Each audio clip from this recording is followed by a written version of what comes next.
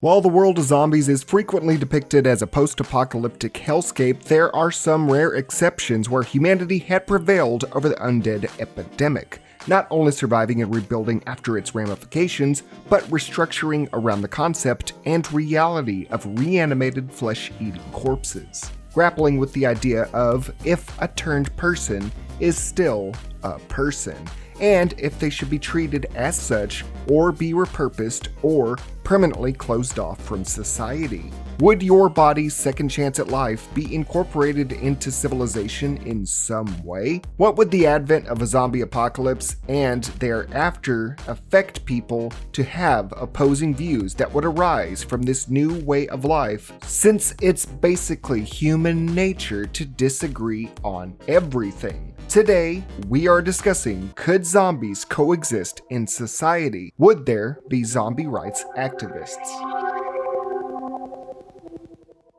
The concept for this video is not something new to the channel. I've brought up how the world would acclimate to the undead in scenarios like Shaun of the Dead's Post-Outbreak and hypothesizing a realistic reaction to The Walking Dead's flare virus. Yes, when the infection hits the scene and thriller time happens, it'll be a rough and horrific start. Many lives will be lost and even more will turn. But when faced with insurmountable adversity, humanity has proven time and time again that it can survive even the most daunting odds. With whatever type of zombie that springs up, we will persevere. I know it is ironic for me to say this, considering how many videos I have done telling you how we would not survive. But in the case of zombies and extenuating threats, I'd say we can. We will not go quietly into the night. We will not vanish without a fight. We're going to live on. We're going to survive. So, when the dust settles and the night dissipates, what will the world be like? Well, the norm will definitely change. That much is true. Nobody will be the same. Societal structures will be dismantled and slowly built back up. Religious institutions will be turned on their heads trying to draw an explanation from this phenomena. Safety and security will lay out strict guidelines and policing.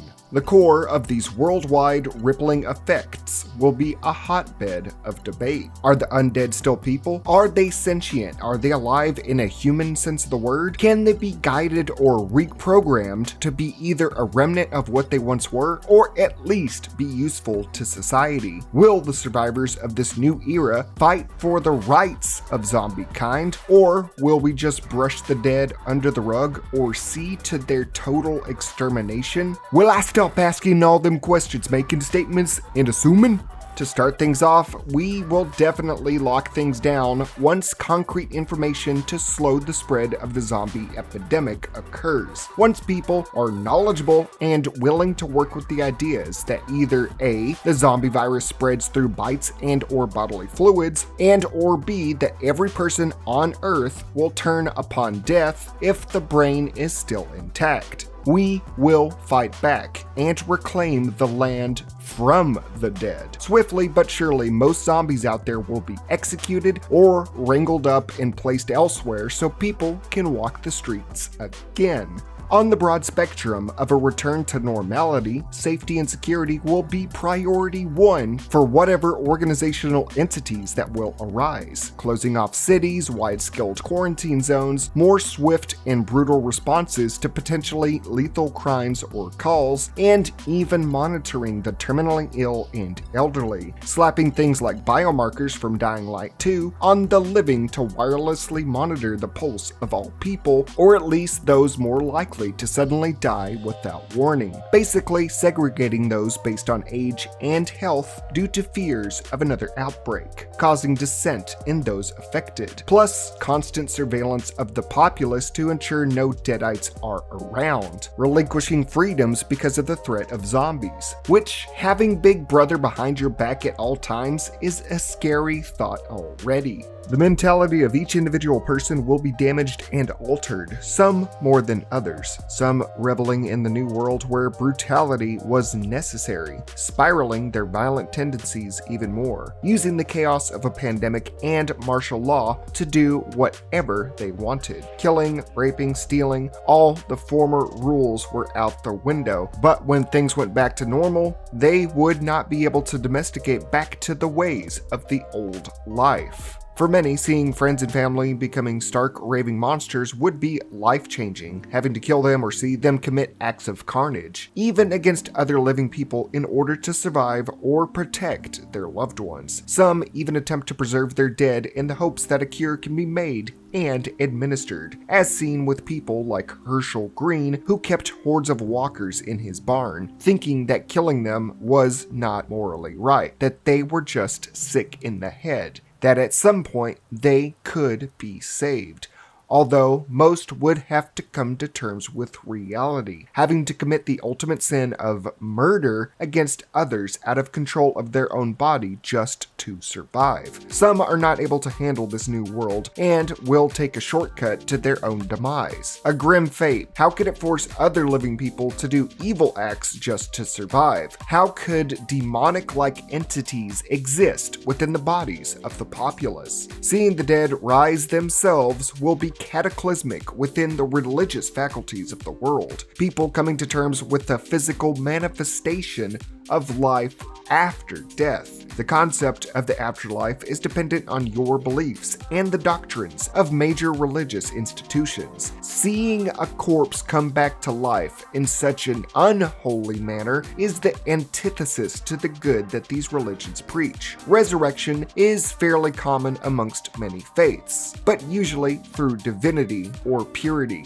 divine presence to display a righteous path forward. But for the common man to experience this and to not return as themselves, but shambling husks devoid of everything that made them who they were. They look like us, dress like us, and just about sound like us, but something separates them and us. Has the soul been expelled? If so, has it transcended to heaven or hell? Is the zombification process of the body also the eradication of the soul too? Is that person still in there somewhere? Is the body and mind too far gone, where both medical science and God are wholly unable to help?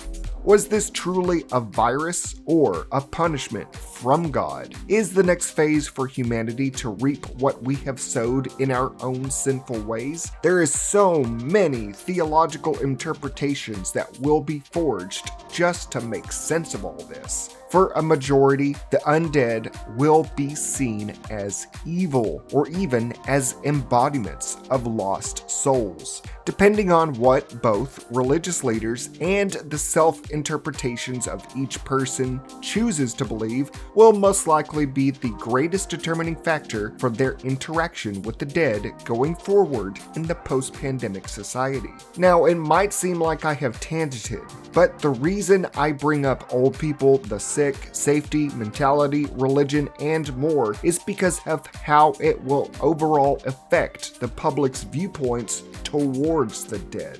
Zombies are going to be a fact of life from here on out, but how can they exist or coexist in society with so many conflicting ideas, all these perspectives, how people have been affected, and how they look at the dead? What do we do with the remaining dead in the world? What do we do with those that die or become infected from here on out? Whether it be hunting them down, alienating them, finding a cure but vetting the cured, or returning to the status quo with a few perks, there are more than a few synopses that go over the concept. Shaun of the Dead's ending is a great example of two things: of an attempt at getting back to normalcy as quickly as possible, and to go into vastly different reaches of zombies into society and the concept of zombie rights. The people of the UK remember Z-Day as a historical inconvenience, like people now view the COVID pandemic.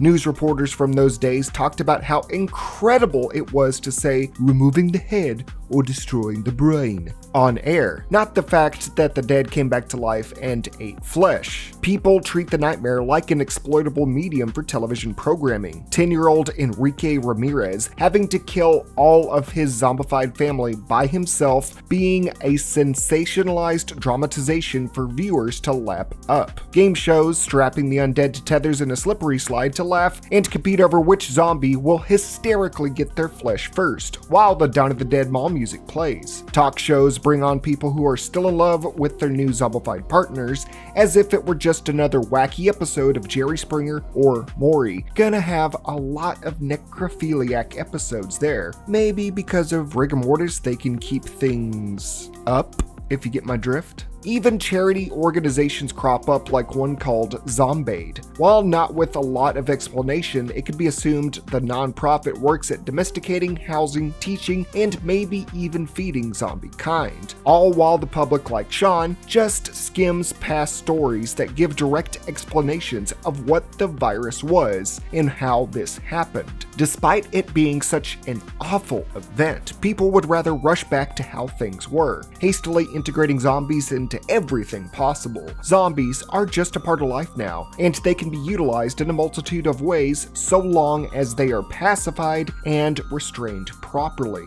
Shaun even participates in this by having his rotting best friend Ed chained to the shed out back as if he were a household pet, instructing him not to bite and to instead play video games together. All it takes is one bite to turn, yet Shaun is comfortable enough to think a little scolding is all that's needed to quell a familiar deadite. Shit, they have the undead working in labor and service industry jobs for how remedial and mindless some of them can be, because you really don't have to pay a zombie. Overall, a net positive at what zombies can offer society if given the chance to coexist in society. But given the many branches that zombies are incorporated within Shaun of the Dead's post-game content, there are some things we can deviate from it to show how much more they can be opened up. Domesticating the dead to be household pets, servants, and day laborers is something we see throughout the movie Fido. Collars that pacify the dead to keep down their cravings and urges so that they will be obedient to whomever owns them. Pockets of land are still infested with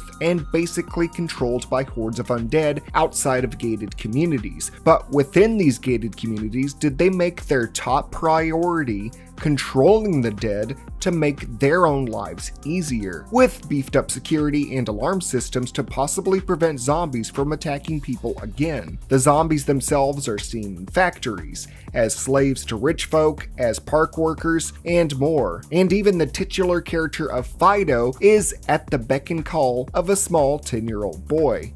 While the zombies retain some intellect, it's mostly when they are pacified and given compassion that their former self somewhat shines through their rotten exterior. But even when zombies revert to being a cannibal corpse, they are swiftly killed or captured along with anyone they infected, swept under the rug to continue society as normal without causing a panic. So zombies being disposable pets/slaves to circumvent labor costs while ignoring the potential danger they impose to continue on with life. Because even if you die or get bitten in a zombie-filled society, you'll simply come back as another servant. Zombification is just the second phase of life for people as they coexist. The young boy Timmy throughout the film tries to also teach others that zombies are still people, not just simple cannibalistic monsters. Somewhere on the inside they are there, and those that vilify the dead end up dead themselves, having Fido smoke a cigar and ironically enjoy life. But ultimately, and something to take note of, is the humanization of the dead. Instead of what they can provide or the threat they can impose, this is another happy-go-lucky outcome. But as we know, if zombies were real, it would probably be a much more darker and sinister world. On the other side of the spectrum, do we see the world of the cured? 3 factions are imposed after a cure for the zombie process is found: the healthy, the cured, and still dead. The healthy shunning, segregating, and even attacking the cured, thinking they are cold-blooded murderers and cannibals for what they did, that they could turn back at any time due to the virus still being in their body. All while hordes of undead are contained for research purposes to hopefully make a cure that is 100% effective. Through harsh restrictions, do the cured get to be allowed to coexist in society, but with heavy prejudice and governmental oversight into their every move. The cured attempting to go back to their careers, homes, and families, only to be rejected and seen as less than human. While unable to control what was happening to their bodies before, people are still ruled by fear and self-preservation. It is the human way. So, shoving the cured and the dead into corners outside of mainline society are supposedly the only path forward, prompting the former zombie Connor to rise up and rally the prejudiced cured to unleash the dead, to overthrow the healthy who treated them like monsters. But cures are not a common occurrence in post-zombie apocalypses, but it's still important to see the dividing line here. People are protesting on both sides of how the cured and the dead should be taken care of and treated. How letting in more of them or letting zombies live instead of keeping them away or executing them will only cause more troubles and an eventual higher infection and death toll rate. For us, talking of fictional scenarios like zombies and the FUD blood-soaked carnage behind it like we've seen in so many movies, TV shows, and games, that we can easily say we would just off them all. But with a zombified version of a loved one out there, many people's outlook and perspective on the subject could change drastically, no matter what the undead did, despite the fact that there would always be reports and instances of zombie attacks and bloody crime scenes. Looking into both the eyes of an infected and undead, and then the people that have been affected by them and those that look at them as monsters or as former people, it would probably be the most divisive and debated topic in the history of mankind, more than religion, abortion, gun controls, borders, and more. No matter which path we take about this, there will be public outcry.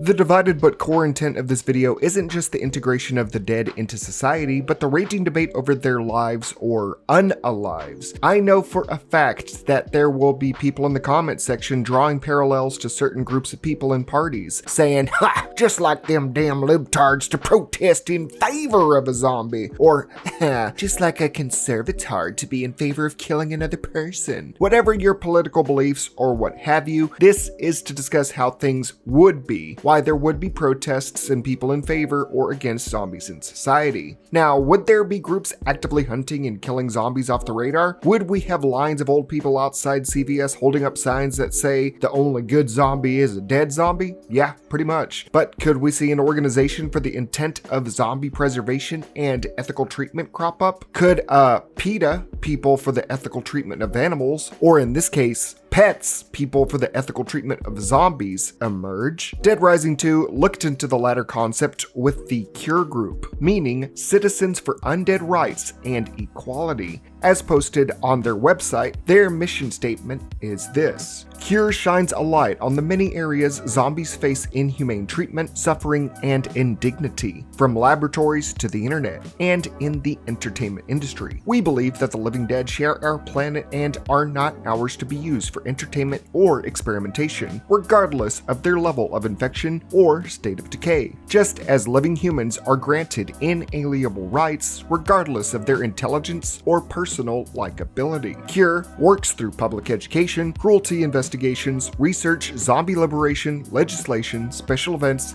and protest campaigns. The idea that the undead are still entitled to the same rights as a living person. They also look to helping people infected with the zombie virus carnivores who need to take Zombrex regularly. Even if something like a cure or even a vaccine like Zombrex were never devised, people could still advocate for zombies to be placed in holding areas until a cure would be found, instead of recklessly slaughtering the infected, to not just butcher them for science and entertainment, especially since they are former humans, and subjecting gore and violence on human bodies on full display is a bit sadistic. But also, it's probably the next stage in sports for human civilization. We love our violence. Cure's motivations are also focused on the type of zombie that is completely mindless. No semblance of self left, but a flesh-devouring humanoid. Dead rising zombies are nothing like their former selves, except for occasionally swinging around weapons. Yet Cure still advocates for their rights, declaring that the government and entertainment industry are using systematic neglect of the infected, followed by concerned citizens bluntly saying this: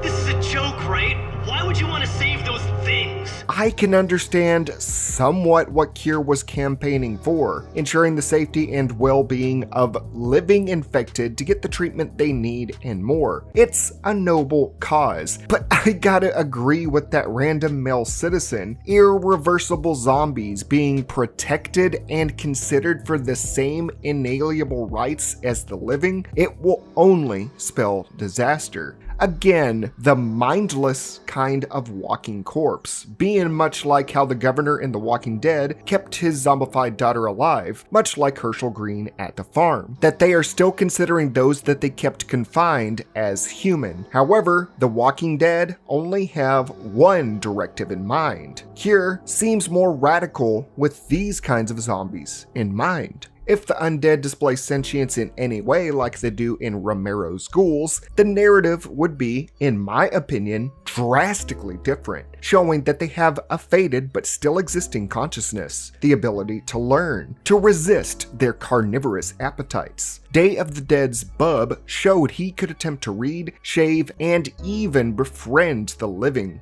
Land of the Dead's Big Daddy displayed self-preservation of his own kind, a sense of community, to ignore the living in order for his kind to prosper. But to reach these points with the undead that can think, it would require giving them the time to do so, to allow them to roam the world and learn for themselves, all while continuing to attack and eat the living, or to keep the zombies restrained for an indefinite amount of time to study and condition them. The Cure had attempted this for a time, keeping the resistant infected in solitary confinement to devise a cure. Eventually, a majority vote ordered the execution of all these zombies, again fearing them breaking out at some point and causing a second wide-scale outbreak. Despite a cure being possible for the resistant, the risk for many people was just too fearsome. Plus, on that note, what would happen to a zombie that was cut apart or disemboweled and then cured? Would they just die instantly? Where is the humane solution there? Tangent aside, the same can be said for Dr. Logan in Day of the Dead, dissecting the risen, keeping tons trapped in walled-off tunnels, and mainly connecting with Bub the zombie. If given time,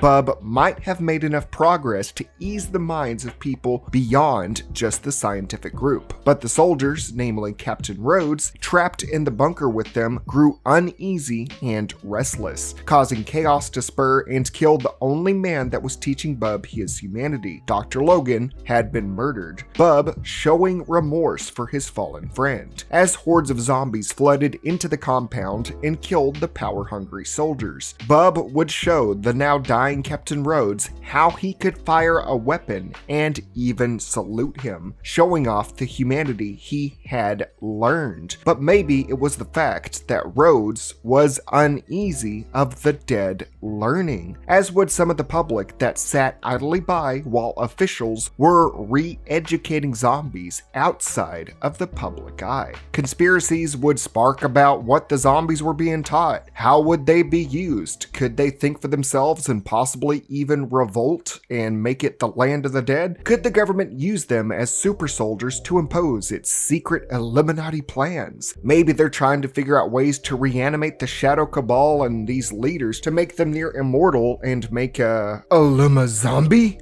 Jokes aside, many would be against zombies learning more. Why risk giving these cannibals, who were not human anymore, the knowledge to use tools, be self-aware, and even possibly critically think? There was already a risk in keeping them alive and possibly breaking out. Now you're saying they could come back to society, smarter than before, and possibly decide to shoot us and then eat us or bite us? Yes, they could be taught exclusively the most remedial labor to put their bodies to use for no cost, even cheaper than prison labor, if at no cost at all. That's what corporations would at least lobby for, but labeling it as putting the dead to work to give them purpose and away from the public. There would honestly be a lot more work, cost, and upkeep of keeping the zombies restrained, pacified, taught, defanged because you don't want them potentially biting somebody, and monitored that would outweigh whatever positives they could provide society. If the zombie's brain is kept intact, this body is an indefinite working source.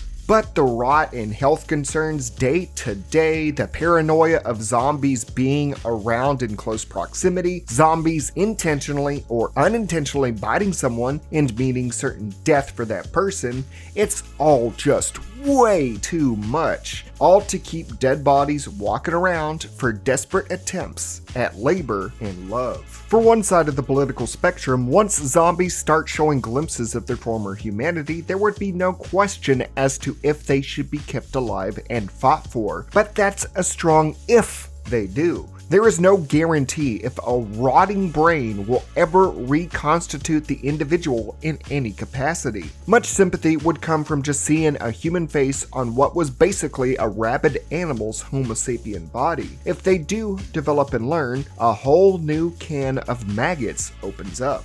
Do the wages of working zombies go to the zombie's family or next of kin? Do costs go to the zombie strictly for physically maintaining their body, since, rot and physical deterioration? Do they have the right to wages, or are they just allowed to exist for their labor? If a zombie is just plucked off the street and has no next of kin, do they become wards of the state, or are they free to claim? Do we feed them or not, since they don't need to eat? If they don't eat, do they crave human flesh more, making them more of a liability? Do we feed them human flesh exclusively if we do? Where is the moral threshold there? Like a Tesla hitting a pedestrian, what happens if a zombie attacks the living? Is it up to the owner of the zombie to be punished, or the zombie themselves? Where can zombies be relegated to long term for the good of the public? All while the thought of the disease they carry within them will linger indefinitely. All of this because we might consider them human. It's just too much to handle for those that even want to advocate for the dead. There is so much behind the zombie. Yes, there would be protests for zombie rights. They are or were human at one point. And there is always a case study to say what is a human life or not. But with a loss of self or majority of self, a gigantic undertaking to reintegrate the dead back in some way to society, paranoia at zombies causing another pandemic, the risk of having zombies around in general for public health, and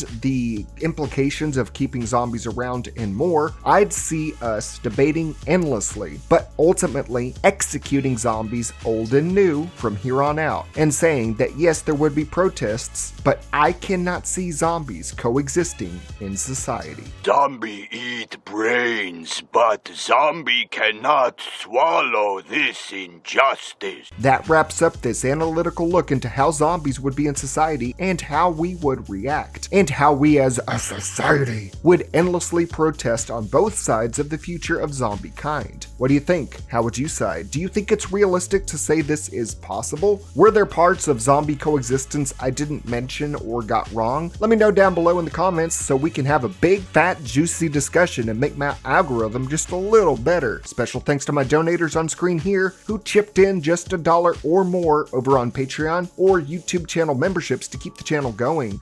Don't forget, I'm trying to get my own flavor and waifu cup with gamer subs, and I am trying to make it Left 4 Dead related, so if you want to see something like Boomer Bile drinkable liquids, order something from Gamersupps and use my code WOW at checkout for 10% off your entire order. Do you want a recommendation? Try Soda Pressed Despair. That shit is good as hell. Until next time, I'm Zackass, aka Wow Such Gaming. Never forget to stay happy, stay healthy, and stay wow.